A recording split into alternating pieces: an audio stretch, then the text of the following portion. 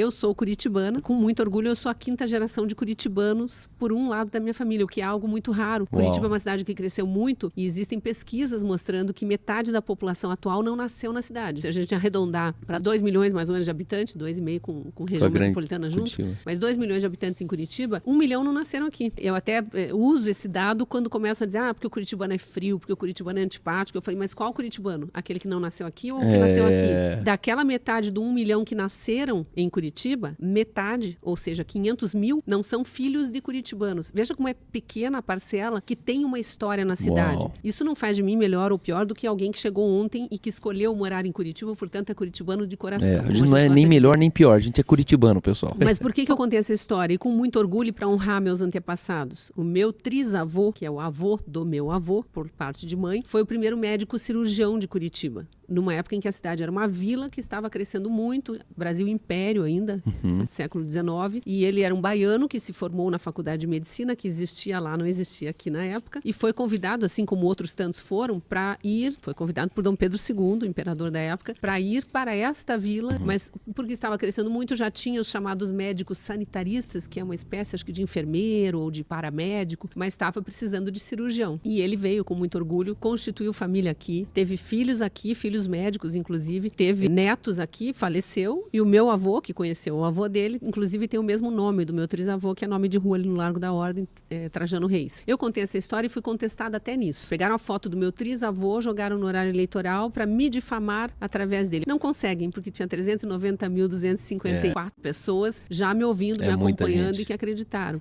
Então, aproveitar para mais uma vez agradecer a cada um desses votos. Eu, assim como você, tive essa experiência de entender o valor de cada voto.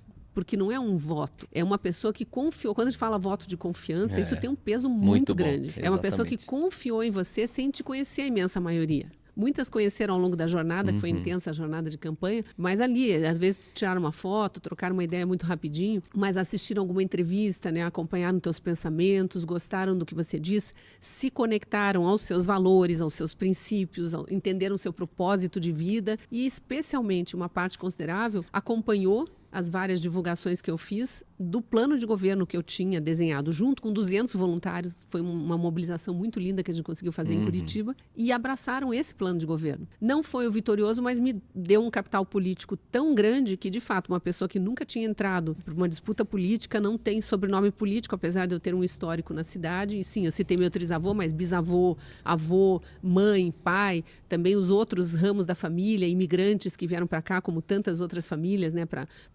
colonizar e ajudar a cidade a crescer, deixaram seu legado na história de Curitiba. Então, eu tenho uma ligação muito forte com a cidade. Mas quando a gente vem e coloca a proposta ali, é alguém de fora que está chegando, que não tem grupo político, que não conseguiu um grande partido. Pelo contrário, todos os grandes partidos e até alguns pequenos se uniram em bloco contra mim. Então, eu estava realmente muito sozinha, aparentemente, mas eu tinha essa força da vontade de mudança. E saio com um capital político tão grande e tão forte que já no dia seguinte as pessoas pediam para me candidatar ao Senado especificamente, que é a Câmara Legislativa mais alta que existe no país. E aí eu já sendo assediada, no bom sentido, por vários partidos políticos que aí sim reconheciam minha importância, viam que eu tinha uma trajetória para seguir, me oferecendo legenda para eu disputar também o Senado. Então hoje eu estou no Podemos, que é um partido maior, disputando como pré-candidata ao Senado, já numa jornada de 1 ano e meio, aí, porque a eleição majoritária ela começa bem antes. E para não dizer que eu não coloquei no meu histórico aqui algo que faz eu ser quem eu sou e ter chegado onde eu cheguei nessa jornada política, eu sou jornalista há 35 anos, filha de professores. Meu pai chegou a ser diretor do Colégio Estadual do Paraná, numa época em que alunos, professores, funcionários e pais de alunos elegiam o diretor. Então, foi uma experiência muito forte na minha família, de acompanhar a gestão de uma escola pública maior do estado do Paraná. E eu fui aluna também do Colégio Estadual. E na minha trajetória de 35 anos de jornalismo, eu tenho 26 anos como repórter de televisão, a maior parte deles aqui em Curitiba. E o repórter de televisão, ele percorre todos os bairros, ele entra nas casas, ele conversa com as pessoas, ele acompanha a rotina de empresas, ele frequenta todos os palácios, todos os gabinetes, sempre ouvindo a população, as demandas, normalmente reclamações do que não está funcionando e levando aquela cobrança para quem deve trazer a solução. É uma experiência muito intensa, muito próxima da política e do poder público também. E nos últimos 9 anos, quando eu saí da reportagem de televisão, no jornalismo de opinião, que aí sim você se expõe, você dá a cara a tapa, é uma nova jornada que o Nicodemos estava buscando chorando isso ali aí. quando foi conversar com Jesus, né?